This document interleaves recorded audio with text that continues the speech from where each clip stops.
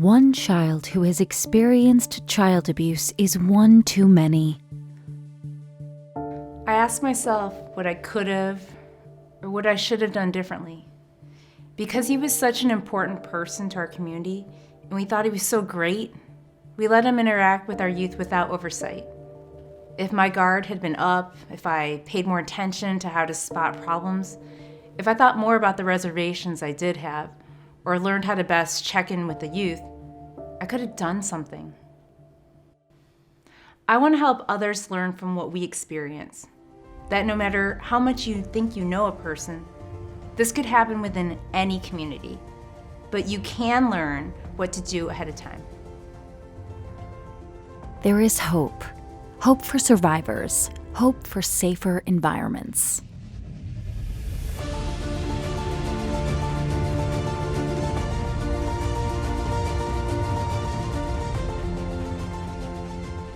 When we work together, we have tremendous power to protect youth. Here we identify a tangible action plan based on research that we can accomplish together. There are 5 steps for you to follow to help protect the vulnerable from abusers and people with inappropriate boundaries. The steps are: know the warning signs of adults. Screen and select employees and volunteers. Monitor all environments, including activities involving technology. Be attentive to children and youth, and communicate your concerns. It is rare for an adult to actually witness abuse. Most abuse occurs in private with no other adults or children around. In fact, molesters often go to great lengths to make sure they're not observed. But if you maintain a high level of awareness, you can see warning signs that a child is in danger. Many survivors and their families identify multiple warning signs when looking back. My teacher would keep me, only me, after school. She was overly physical, always touching me. Where were all the teachers? If my parents or another teacher or anyone could have spotted one warning sign, then this never would have happened.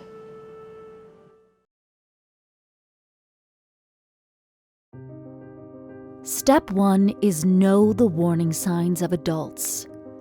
Knowing the behavioral warning signs of adults means we can recognize inappropriate and concerning actions adults exhibit, which may also be part of the grooming process. Keep your eyes open for concerning or inappropriate behavior and things that may give you an uneasy feeling. For example, you may notice an adult who is frequently taking or posting photos of children who aren't their own. Thinking back, there were several warning signs that other adults should have noticed. He always wanted to be alone with me. He discouraged other adults from getting involved. Sometimes he would give me gifts or take me to special events, and he never asked for my parents' permission. He always told me to keep everything a secret. Most child molesters are well known or related to the children they molest. They look for kids who are comfortable with them or who are needy and therefore vulnerable. They convince parents and other caretakers that they're just trying to help out with homework, with babysitting, with special treats. He always had kids at his house. Oh yeah, he always had plenty of toys. Every toy any kid could possibly ever want, he had it. Video games, you name it, he had it, whatever. And he was always hanging around with us. I don't know when or how it started, but when I look back on it, he would always try to sit real close to me and touch me all the time. He said I needed to trust him, that this is what I needed to do if I was serious about being captain or wanted a college scholarship recommendation from him. Then he told me I'd better keep this our little secret. A person may go overboard touching children, always wanting to wrestle or tickle them, especially when they don't know the children very well. The adult may talk about their own personal problems and create age-inappropriate relationships with youth, or try to become their friend. Abusers often make the victim feel like the child did something wrong, or that the youth was the one choosing the abuse, even that they caused the abuse to happen. One of the things I did was to show them pornography.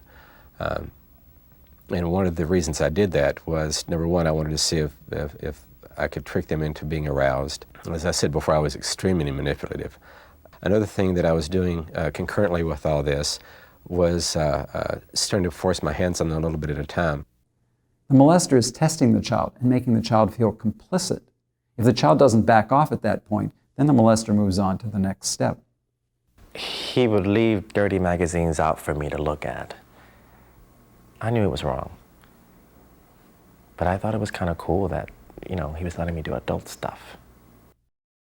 A significant red flag is when adults start talking to children about sex, or they tell them dirty jokes. Abusers will even show children sexualized materials in person and through social media and technology. Be vigilant of adults who demonstrate an attitude that the rules do not apply to them. They may repeatedly ignore standard policy or bend the rules with kids, such as letting them get away with things their parents would not approve of.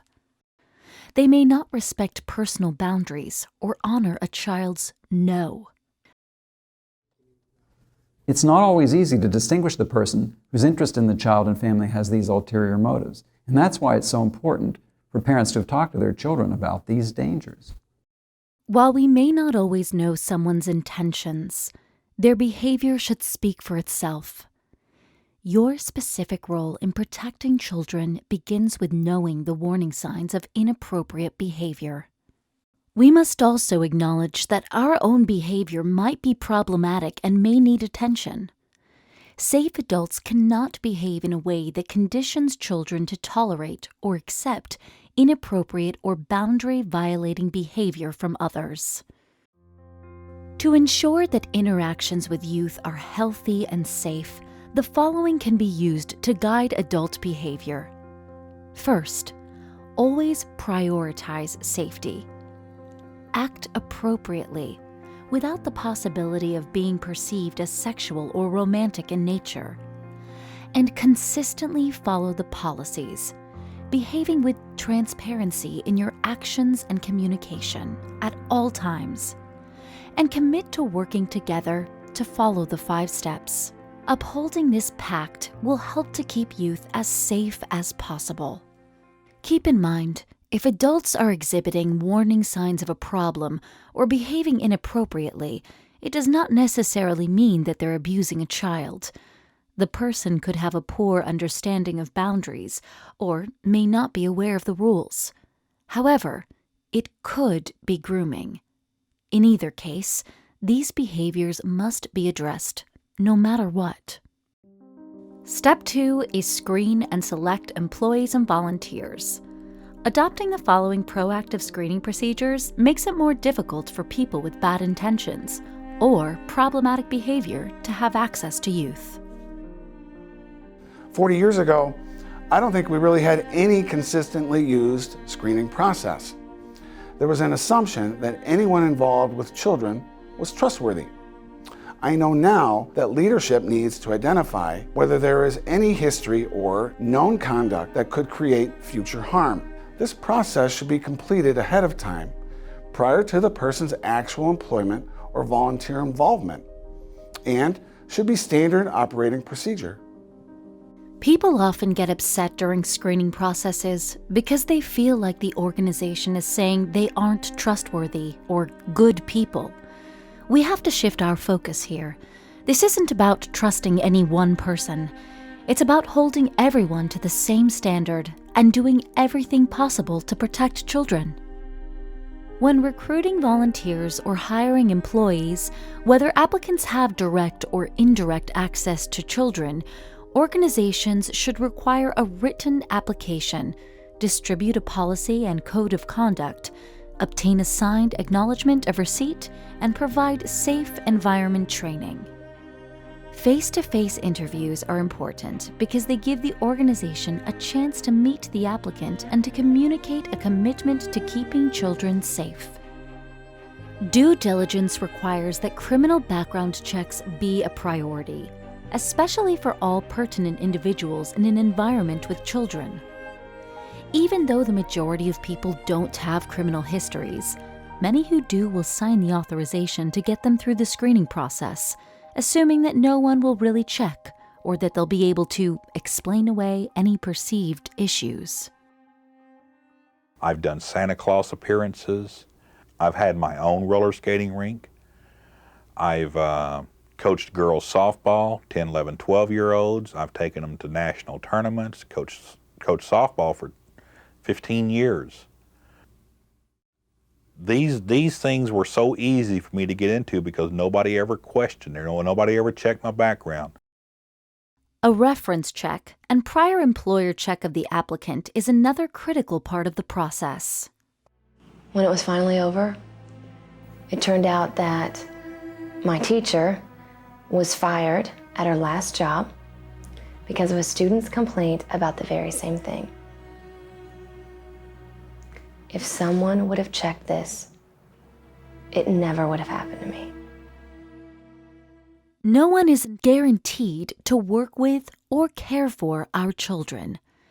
It's entrusted only to those adults who consistently demonstrate they can keep children protected and safe. Step 3 is monitor all environments, including activities involving technology. Once potential volunteers and employees have been cleared through the screening process, we closely supervise the entire environment with careful oversight, whether it is on-site or online.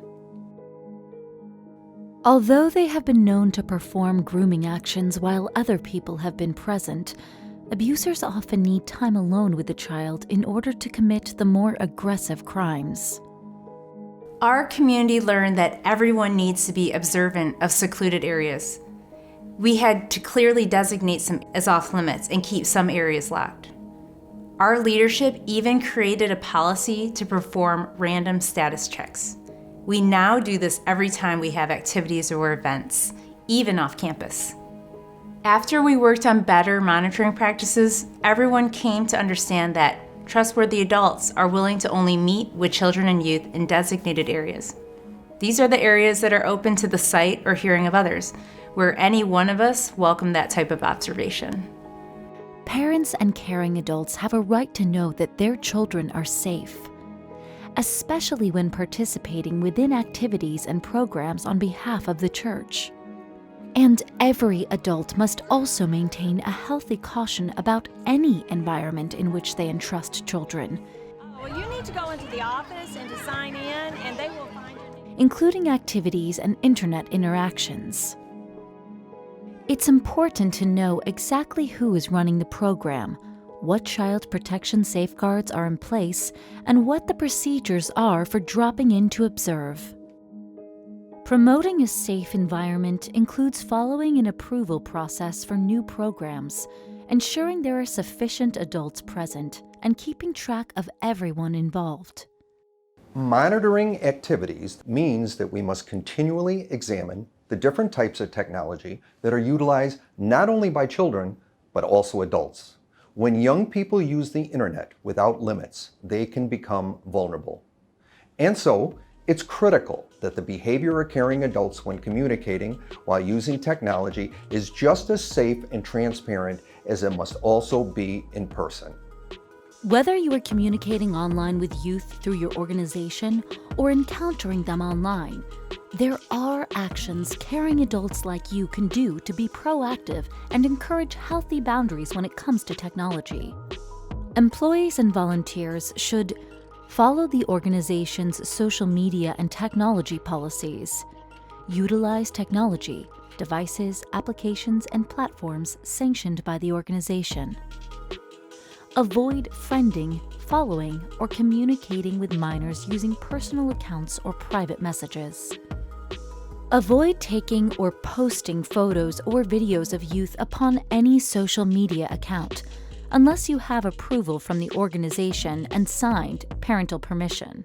Communicate with youth during appropriate timeframes, and include additional adult oversight for any communication or online meetings with minors. The organization is responsible for ensuring that any technology-facilitated activity or environment is safe. But there are also ways that parents and guardians can provide safer online environments for children. In fact, all of us can create safer environments regarding any children with whom we see and interact. Parents and guardians can install proper filtering and monitoring software on devices or accounts, recognizing that filters themselves aren't a failsafe, but do help with oversight. Monitor any technology used by children and youth, loosening restrictions and encouraging autonomy the older and more mature the child becomes.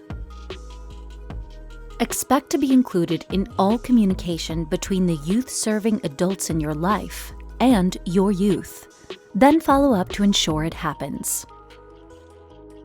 Cross the technology gap by creating your own social media accounts to interact with your own children and to learn more about the applications. And be available, ready to work together to create safer environments with children, always opening up pathways for them to come to you when they need help. The best security measure of all is to frequently and openly communicate with children and teens about the latest evolving technology. You should discuss the risks and benefits as well as the potential impact upon their lives. Each of us can help prevent inappropriate situations and technology threats if the entire environment is being monitored at all times. Step 4 is be attentive to children and youth. This step is twofold. First, we need to be attentive to concerning behavioral cues that children might exhibit when experiencing abuse. Second, while it is the primary responsibility of adults to protect children and youth, there are also elements we need to teach youth on how to partner with us for their safety when they aren't in our immediate care. I started to hate going to English class, started skipping, and I would complain about her at home. Why wasn't anyone watching what was going on? Why wasn't anyone listening to me?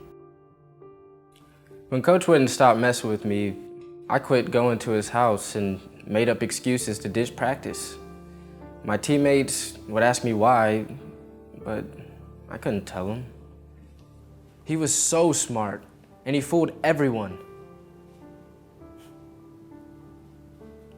Even my parents. A child, or even an adult, might come to you with what they fear is their deepest, darkest, and most horrible secret related to the abuse that they may have experienced. Don't be afraid of that. Kids don't always disclose. I exhibited multiple red flags through my behavior and body language, and with the way that I said some things, and also in the way that I avoided saying some other things. I was desperate for people to know that something was wrong, that something was happening to me. That child didn't know whom to talk to, who would actually listen. We didn't listen to her. Never again will we doubt a child who is disclosing abuse. We are committed to being there for them no matter what they say. Many children will deny having been abused or will even recant after telling. They're afraid of being blamed.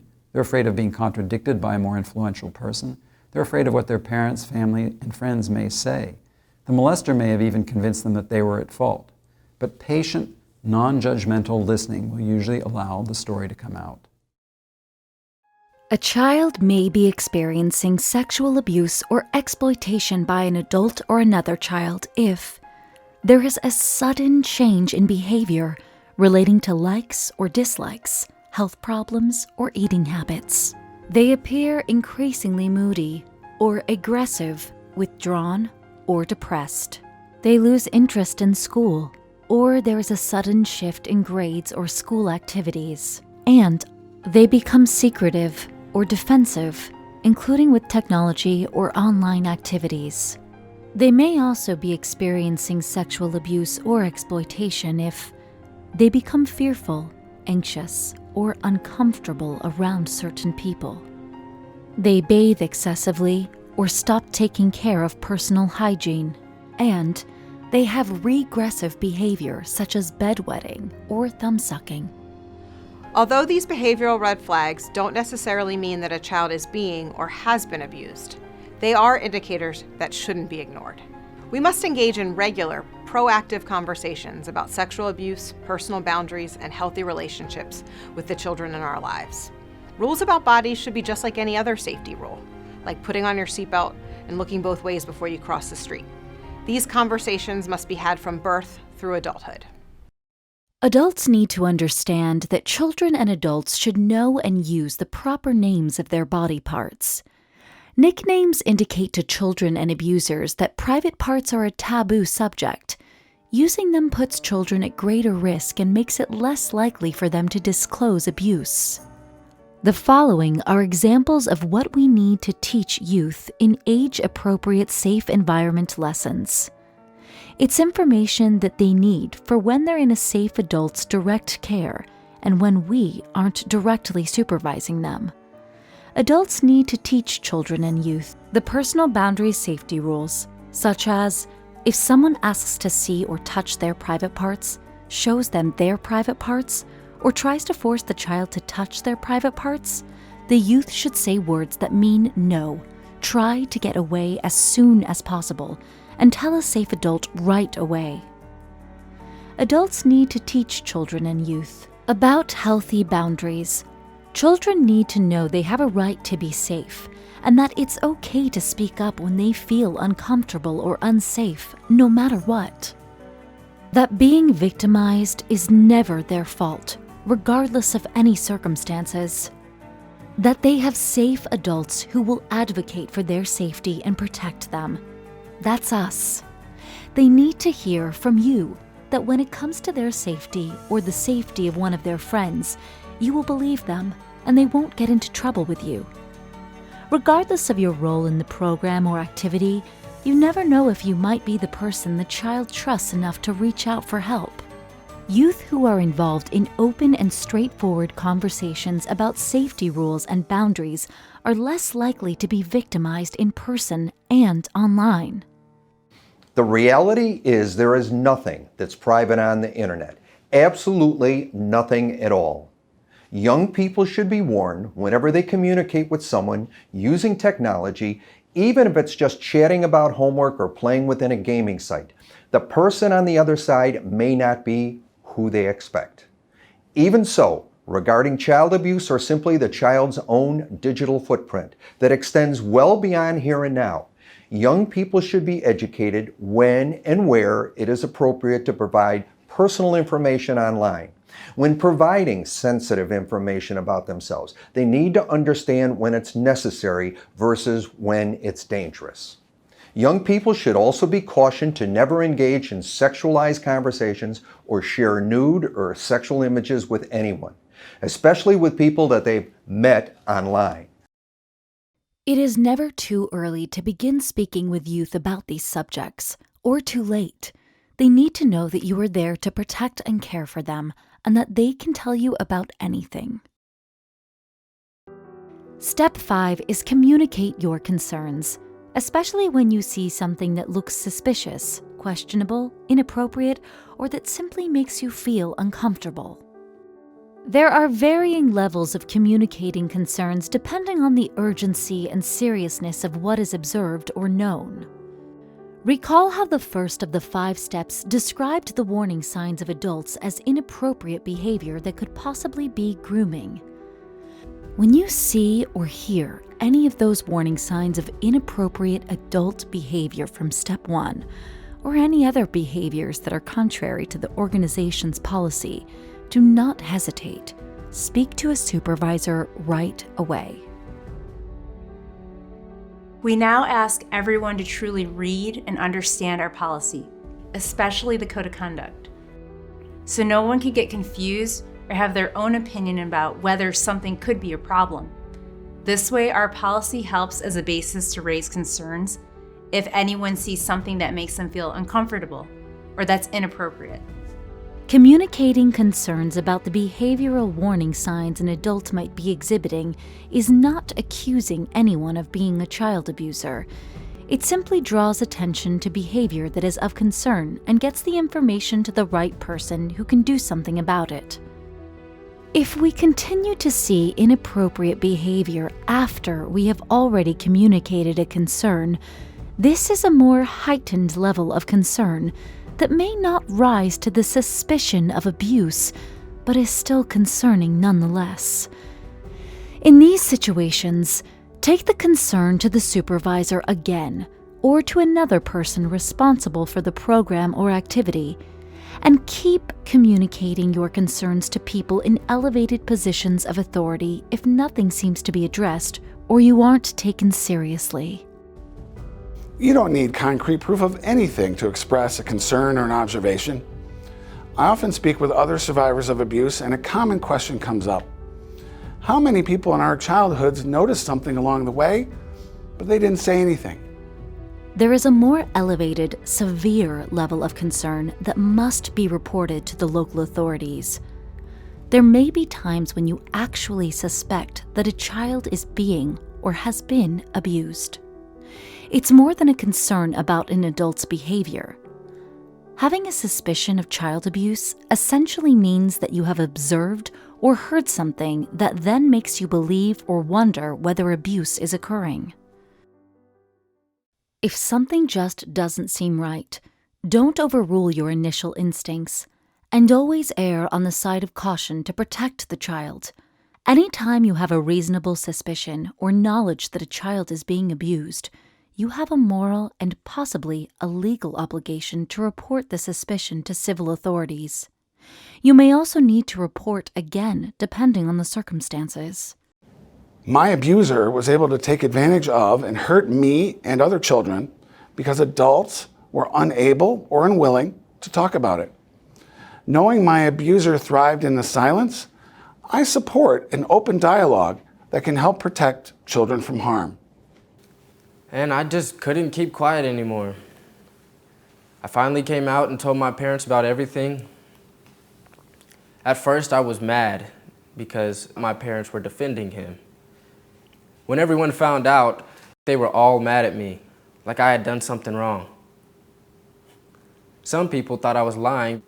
They were all judging me, blaming me. I think some even thought it was my fault that it happened. I even began thinking it was my fault, like I caused these problems. I felt angry and alone.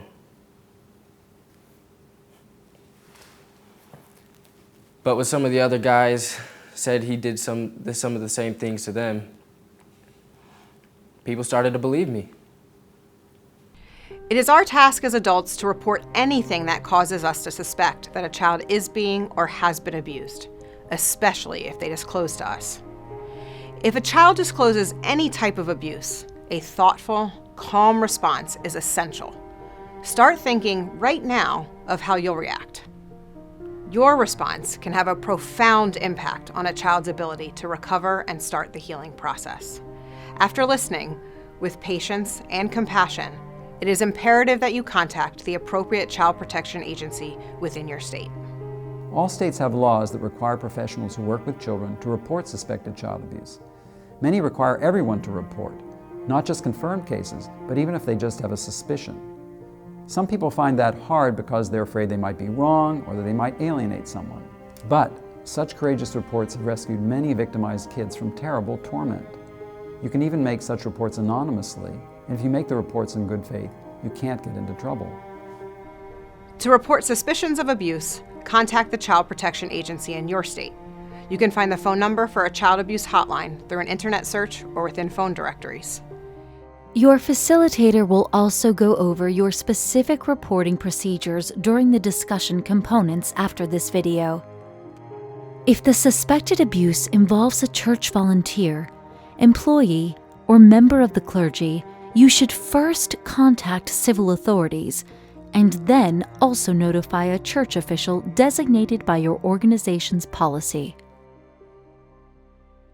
If you become aware that a child is in danger of imminent abuse at that moment, this is a critical level of concern, and you must call emergency services right away.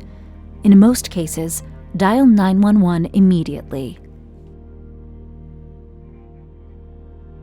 When youth are being sexually exploited online, make a report to the National Center for Missing and Exploited Children's Cyber Tip Line, accessible 24 hours a day. You can also contact law enforcement. When a young person has been exposed to inappropriate online content, it's essential for adults to be aware of their reactions. Youth will need safe adults and parents not to be critical or punitive, but instead provide a supportive and helpful response. Communicating concerns can be a challenge, but we need to find the courage to speak up, and we must speak up. Kids depend upon it. I'm a survivor of childhood sexual abuse. But you know, this Virtus training is so much bigger than me and my personal experience. In fact, it's bigger than any of us. The goal here is to change the culture of silence to open discussion. You know, anyone who is thinking of abusing a child, to be sure, will have to consider the openness and the willingness of our entire community to speak up and take action.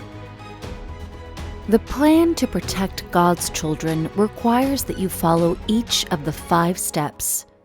Know the warning signs of adults. Screen and select employees and volunteers. Monitor all environments, including activities involving technology. Be attentive to children and youth, and communicate your concerns. None of these steps by themselves are foolproof.